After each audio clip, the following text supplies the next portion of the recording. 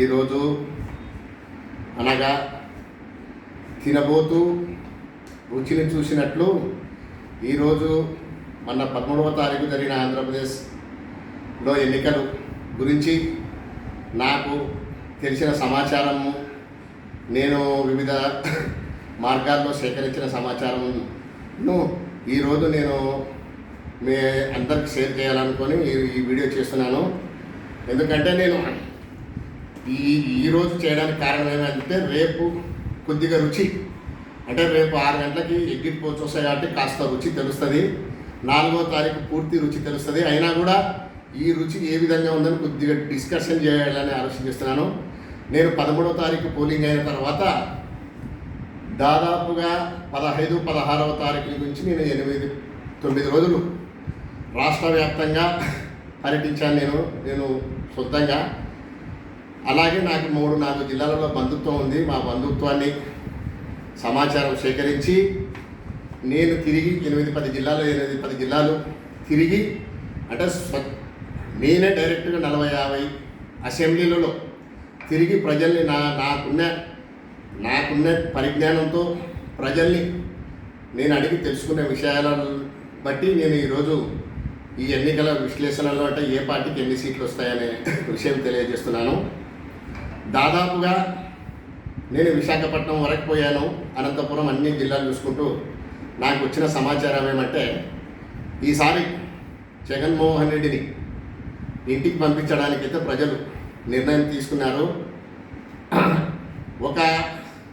ఒక సైడు కొంతమందిని మహిళల్ని నేను వాళ్ళని విచారించిన సందర్భంలో వాళ్ళు చెప్పే విషయాలు ఏమంటే కొంతవరకు వాళ్ళు పాజిటివ్గానే ఉన్నారు. అయినా కూడా ఈ కూటమి మేనిఫెస్టో అంటే వాళ్ళకి ఇచ్చే స్కీములు కూడా ఇంతకన్నా మెరుగ్గా ఉన్నాయని కొంతమంది ఆలోచన చేసి అటువైపు కూడా మళ్ళారు. ఇంకా పూర్తిగా రైతులైతేనేమి, యువకులైతేనేమి ఎక్కడ చూసినా ఎట్టి పరిస్థితుల్లో కూటమికి మెజార్టీ చూపించారు. దురదృష్టవశాత్తు వైసీపీకి అనుకూలంగా ఉన్న ప్రజలు ఎవరంటే ఇప్పటి వరకు అనుకూలంగా ఎందుకున్నారంటే మద్యం ప్రియులు ఎందుకు అనుకూలంగా ఉన్నారు ఈ రోజు వరకు అంటే వాళ్ళ ఆరోగ్యాలు చెడిపోయినా కూడా ఈ ప్రభుత్వం ఇచ్చే స్కీములకి డబ్బు లేదని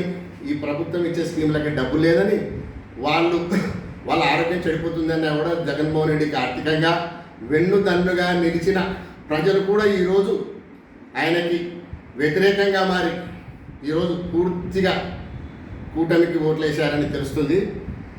నా అంచనా ప్రకారము అంటే నేనేమి పెద్దగా అంటే 32 సంవత్సరాల నుంచి ఎన్నికల్లో పాల్గొంటున్నాను. నాకుండే సమాచారము, నేను బీజేపీ పార్టీలో కూడా దాదాపు 32-33 ఏళ్ళ నుంచి పనిచేసిన నాకుండే సమాచారం ప్రకారము ఉత్తరాంధ్రలో 34 సీట్లలో జగన్మోహన్ రెడ్డికి ఒక విజయనగరం జిల్లాలలో కొన్ని సీట్లు వచ్చే అవకాశం, అక్కడ మొత్తం కలిస్తే 34 సీట్లలో 4-5 సీట్లు తీసుకునే అవకాశం ఉందని అది ఒకటి.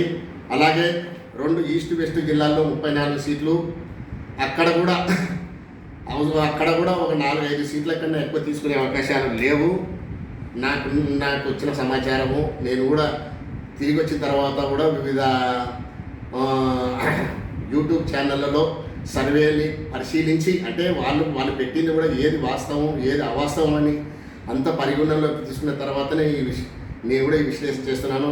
అలాగే కృష్ణా, గుంటూరుకు వస్తే 33 అసెంబ్లీలో కూడా దాదాపు క్లీన్షిపే అని చెప్పుకోవాల్సిందే. అక్కడ కూడా 3-4 సీట్లు అంతకన్నా లేవు.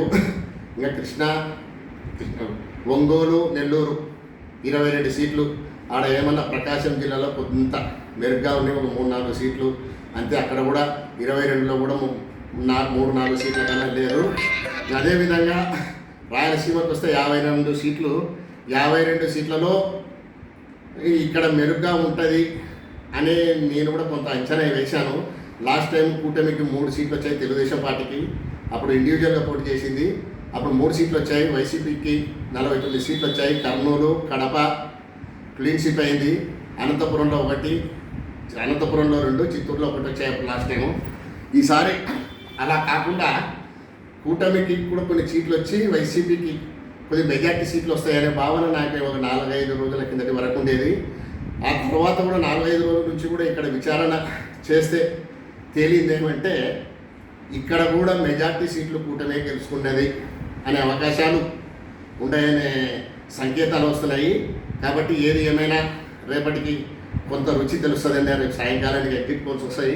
అలాగే 4వ తారీఖు కూడా పూర్తిగా మనకు తెలుస్తుంది. కాబట్టి నేను చెప్పినది కూడా ఇంచుమించు ఇదే విధంగా ఉండే అవకాశాలు రేపైతేనేమి రిజల్ట్ తర్వాత అయినవి ఉండే అవకాశాలు ఉంటాయని, రాయలసీమలో కూడా ముఖ్యంగా మెజార్టీ సీట్లు కూటమికే వచ్చే అవకాశాలు ఉన్నాయి. నేను 4-5 రోజుల నుంచి నేను ఇంతకుముందు ఏమనుకున్నానంటే వైసీపీకి మెజార్టీ వచ్చి కాకపోతే కూటమి సీట్లు పెంచుకుంటుంది లాస్ట్ టైం కన్నా అనే ఉద్దేశంలో ఉంటే ఈ 4-5 రోజుల్లో సంప్రదించిన తర్వాత కూడా ఇక్కడ కూడా వైసీపీ గ్రాఫ్ పడిపోయి ఈ 4 జిల్లాల రాయలసీమలో కూడా 52 సీట్లలో మెజార్టీ సీట్లకి కూటమి గెలుచుకొని భారీ వ్యత్యాసంతో ఎన్డీఏ కూటమి అధికారంలోకి వస్తుందని నేను తెలియజేస్తున్నాను. నేను చెప్పేది నచ్చిందంటే ఎవరైనా కానీ నా బంధువులు మిత్రులు ఎవరైనా కానీ దీన్ని 10 మందికి తెలిసేలా షేర్ చేయండి. ఒకవేళ దీంట్లో ఏదన్నా తప్పులు ఉన్నాయో కూడా విమర్శనాత్మకమైన విమర్శ చేసి సలహాలు ఇవ్వాలని కూడా కోరుతున్నాను. నా పేరు Singam Somashekar Reddy, national horticulture board director, భారత ప్రభుత్వము వ్యవసాయ మంత్రిత్వ శాఖ